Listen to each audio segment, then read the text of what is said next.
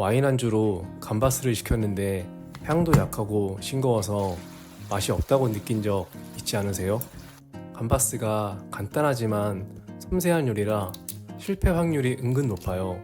그래서 오늘은 실패 확률은 적지만 새우향 폭발하는 새우 오일부터 그걸 이용한 맛이 없을 수 없는 감바스까지 여러분들이 즐길 수 있도록 제가 알고 있는 모든 팁을 알려드리겠습니다. 가보시죠. 먼저 야채들부터 손질하겠습니다. 평소에 저는 방울토마토의 이 부분을 잘라서 채즙이 나오지 않게 하는데 오늘은 오일과 채즙이 섞일 수 있도록 다른 방향으로 자르겠습니다. 감바스에 다양한 야채들을 넣기도 하지만 오늘은 기본적인 걸 알려드리기 위해 방울토마토만 준비했습니다. 간혹 마늘 꼭지 부분을 제거하지 않는 분들이 있는데 배탈 나는 경우가 있어서 제거해 주시는 게 좋아요. 손질된 마늘은 칼로 썰지 않고 향만 터질 수 있도록 손으로 으깨주세요. 이렇게 어느 정도 크기가 있어야 나중에 빵에 발라 먹기도 편해요. 허브는 보통 이태리 파슬리를 많이 사용하는데 이맘때는 봄나물을 사용하기도 해요. 저는 집에 참나물과 바질이 있어서 사용했어요. 참나물 이파리는 뜯어서 대강대강 잘라주세요. 줄기 부분은 반으로 자른 뒤 정리해서 얇게 잘라주세요.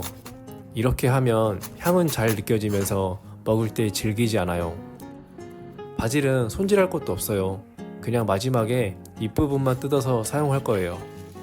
이제 오늘의 메인 재료인 새우 손질을 시작할게요.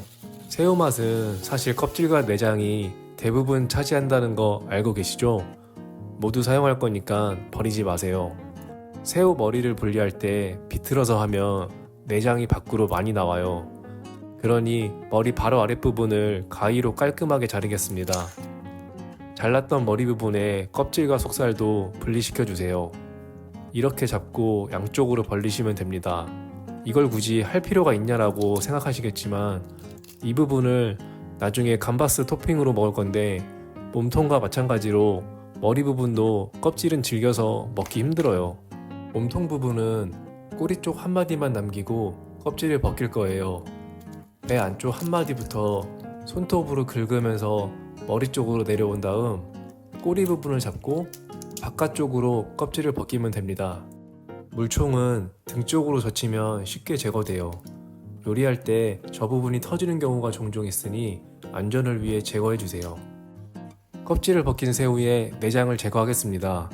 새우 등 쪽으로 반 정도 칼집을 넣어주면 내장도 쉽게 제거되고 이따가 양념할 때 간도 잘 배요. 그리고 팁인데 한쪽에 물통을 준비해두면 손이나 칼에 묻어있는 걸 떼어내기 편해요. 손질이 다 된 새우에 양념을 하겠습니다. 중요한 부분이에요. 양념은 꼭 해주셔야 돼요. 나중에 하면 되지 않냐 라는 분들이 계신데 감바스는 기름에 하는 요리이다 보니 나중에 하면 간이 진짜 안 배요. 그러니 재료에 양념을 잘 해주셔야 싱겁지 않게 드실 수 있습니다. 감바스가 맛이 없던 이유 중에 하나가 이걸 하지 않아서일 수도 있어요. 양념도 간단해요. 소금, 후추, 파프리카 파우더, 올리브 오일을 넣고 버무려 주시면 돼요. 파프리카 파우더가 없으시다면 다른 향신료로 대체하셔도 되지만 이걸 넣는 거 추천드려요. 감바스의 색감도 살려주면서 향도 잘 어울려요. 새우가 양념에 절여지는 동안 오늘의 핵심 단계인 새우 오일을 만들어 보겠습니다. 팬에 포도씨유와 껍질을 넣어주세요. 비율은 껍질 무게 1에 오일 2를 넣어주시면 돼요. 그리고 으깬 마늘, 송후추, 월계수잎과 페페론치노를 넣어주세요. 불은 약불로 낮춰서 유지해주세요. 불이 세면 금방 타버려서 색도 변하고 쓴맛도 나요. 중간중간 거품을 제거해주면서 15분 정도 끓여주시면 됩니다. 딱딱해진 껍질 소리랑 오일 색깔이 오렌지색으로 바뀐 게 보이시나요? 이러면 다 된 거예요. 이제 불을 끄고 마무리 하겠습니다. 먼저 아까 힘들게 손질했던 머리 속살 부분을 건져주세요. 이대로 소금 뿌려서 드셔도 맛있지만 저는 감바스에 토핑으로 넣겠습니다. 다음으로 한 방울이라도 버리지 않겠다는 의지를 담아 기름을 짜보겠습니다. 이거는 레몬 스퀴저라는 건데 레몬뿐만 아니라 뭔가를 자를 때 아주 유용합니다. 바닥에 남아있는 찌꺼기를 완전히 제거하기 위해 커피 필터를 준비해주고 기름을 조심해서 부어주세요. 조금만 놔두면 깨끗하게 걸러져요. 색깔이 잘 나왔는지 확인해 볼까요? 오렌지빛에 투명하게 잘 나왔네요. 향도 엄청나요. 이렇게 해서 새우 오일이 완성됐습니다. 이제 완성된 새우 오일을 이용해서 감바스를 만들어 볼게요. 이미 새우 오일을 만들었기 때문에 생각보다 빨리 끝나니까 잘 따라오셔야 돼요. 먼저 팬에 올리브 오일을 넣고 으깬 마늘과 엔초비를 넣어주세요. 치킨 스톡도 많이 이용하지만 해산물 요리이기도 하고 개인적으로 엔초비의 감칠맛과 쿰쿰한 향을 좋아해서 애용하고 있습니다. 불은 여기서도 최대한 약불로 유지해주세요.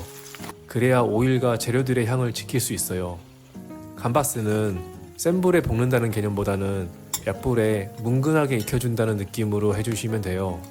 그 다음으로 방울토마토와 소금 후추간을 해주시고 페페론치노도 넣어주세요. 방울토마토를 2개 정도 으깨서 향이 더 잘 나오게 했어요.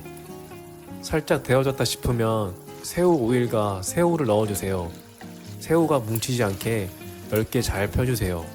새우가 절반 정도 익으면 뒤집은 뒤 간을 보시고 추가할 부분을 해주세요. 저는 충분하네요.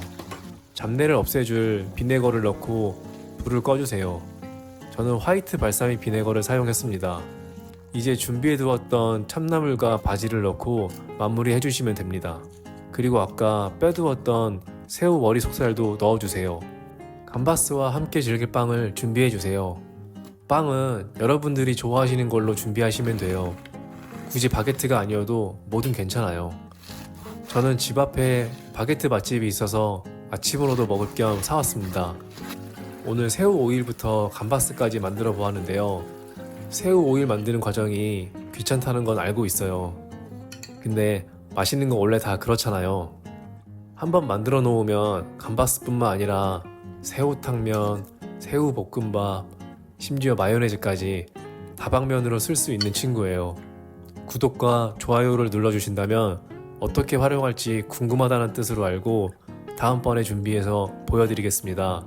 오늘의 이 영상도 여러분들에게 도움이 됐기를 바라며 끝까지 봐주셔서 감사합니다.